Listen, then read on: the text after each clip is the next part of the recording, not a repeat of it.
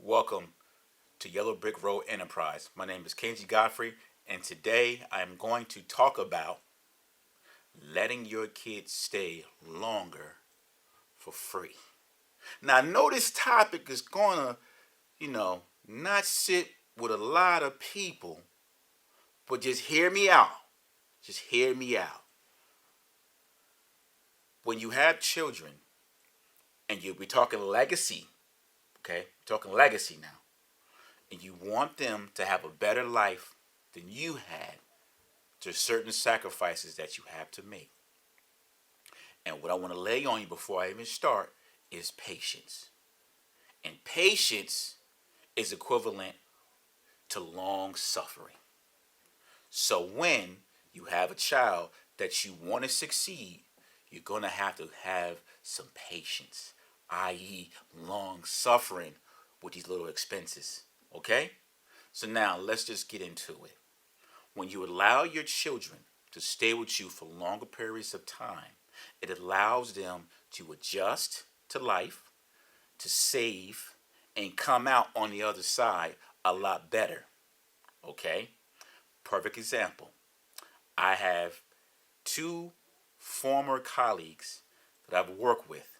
I was 28 years old. They were like 24, 25. They were living with their parents after college, living in the basement, living the dream. I'm like, man, this old punk old boy, he's living with his moms in the basement, which our community frowns on, right? But guess what? When he got of age, 4 or 5 years down the line, when he left, he was able to buy a home, then get married. And guess what? The girl that he married, their parents did the same thing. But she stayed in her house, saved up their money. So when they got together, they weren't struggling, right? In our community, we think at 18, our children should just be put out on to fend for themselves. But I'm going to ask you this question. What's the difference between when they were 16 and 18? Nothing really changed, right? They don't have all the tools in place to go out here and be on their own. Then you send them off to school. They come out to get an education, and as soon as they get one, they go out and get an apartment or a roommate and go through experiences that they don't have to financially. Because why? They're not in reach where you can teach them and give them values.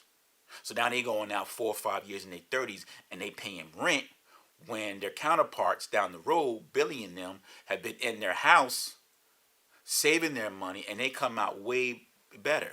But then when we get married and we come together, both people are struggling. They think, okay, we get together, we'll be able to do something because now we could pay rent together or do whatever the case may be together, and not being independent in our own right before we hitch. We both are struggling. So it's best to have your children stay with you and you mentor them and you make sure they're doing right before they get out into the world. I'm not talking about those who, are very, very smart and they get a job somewhere in California and they got to go. I'm not talking about that. I'm talking about your day to day children. Okay? And I know what you're going to say. They 18, they grown. No, they're not grown at 18. And when they turn 18, parenting does not stop. Your contract for parenting your children is a lifelong contract as long as you are breathing. It's levels. Now you're not telling them what to do all the time. You're more of a counsel. So they come to you, mom, dad, I'm going through this. What should I do? And now that gives you the opportunity to be personal and you tell them your own life experiences and what you've gone through and what you don't want them to go through. So they can more identify what you're saying instead you always tell them to do when they were 13, 14-year-olds. You see, it's a shift. And now you begin to counsel. So when they're in your home, it's more counseling going on. Because you're seeing their expressions, you're seeing what they're going through. If they're upset with a boyfriend or a girlfriend or a job that's not treating them right, they're in your home. You can identify and you can give them counsel. See, for that long term, because you want them to be better than you compared to that they're in your house, they're 18, 19, they're 20, and you got them paying half the bill or half the rent. So now that child is feeling just like you. All your money you working and all your money going to bills.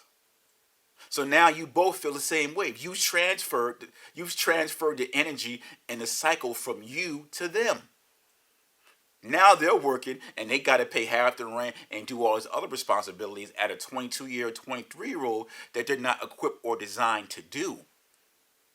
So now they feel they work and they got nothing to show for it. So you're passing that energy down to your children. Now, I'm not saying you do it for the Gila monsters, the ones that don't listen and who's hard-headed. Some of those you got to let go. But if you have a good child and their head is on straight and they might not do everything you want to do, but you see good in them, you're supposed to nurture that. Be patient, i.e. long-suffering. That's what parents are supposed to do.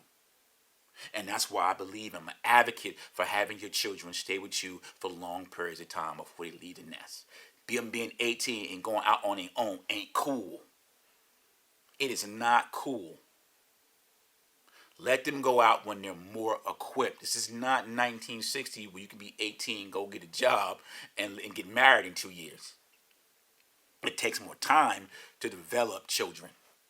Especially if you're doing it for legacy. If you say that you want your children to have more than you have, that means you have to put up with a little bit more.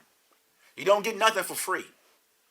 You don't get success, smarts, and wits and a legacy overnight. You have to put the time, the energy, the patience with your children.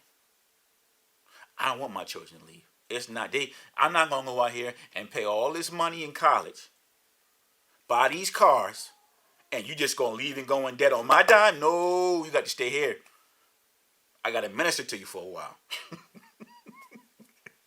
You see what I'm saying?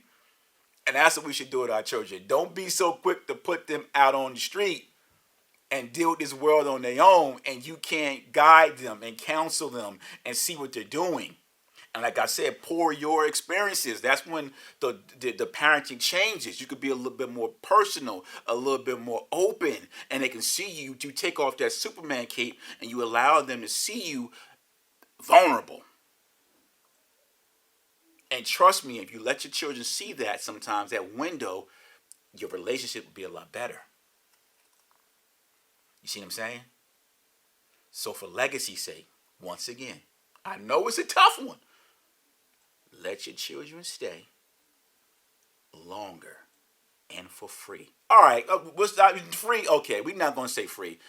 Pay the cable bill. That's good. Let them pay the cable bill, or maybe the light bill, so they can have some type of commitment to the house. That's fine. I'm with that. But not paying half the rent and all that. No. Let them stay for a little longer for your name's sake. Remember, for your name's sake. For your name's sake. That'll be all for today. Take care. And you know, I'm going to see you on the next damn video. Take care and God bless.